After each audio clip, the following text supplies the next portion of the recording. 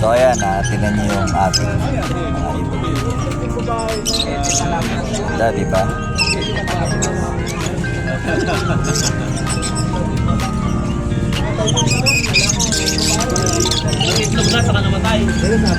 Marami po mga available na ibon dito sa Obando Pet Market.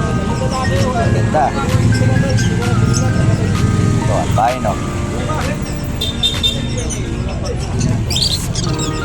Sa mga interesado po, mag-PM lang po kayo para mapareserve po natin.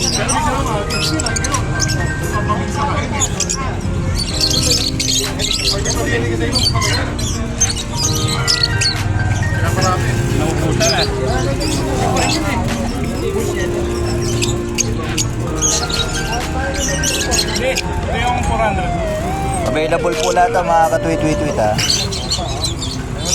Meron po tayong mga high mute and low mutation dito sa Obando Pet Market. Screenshot nyo lang po para kung sakaling ano yung pares na gusto nyo. Papareserve po natin hanggat hindi pa nakukuha. Marami po tayo dyan.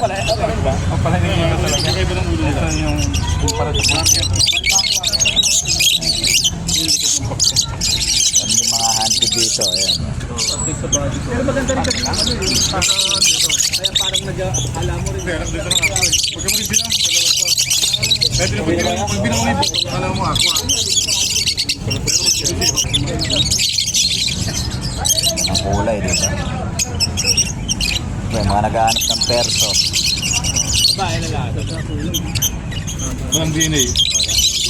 Ang labis na mata kasi yung bilit eh. Pagka naging paso.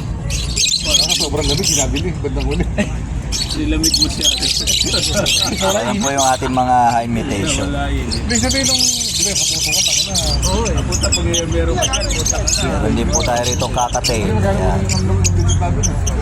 Kaya kasi sobrang init yan. Di ba? Ay, boss! Boss! Kapapay, violent ka kayo. Ayan, buto rin. Ayan po ang mga available po nating ibon ngayon sa Obando Pet Market. Wild type. Ayan. So pasyalan po kayo rito mga katwit-wit-wit. At gamit ko rin po ang ating chest bone holder. Kita nyo, maganda pong gamitin. Hindi po siya malikot. Makakapag showcase po tayo ng mga gusto nating ibenta habang nakakakuha tayo ng video. Ganito po kay stable itong ating chest bone holder. Ayan.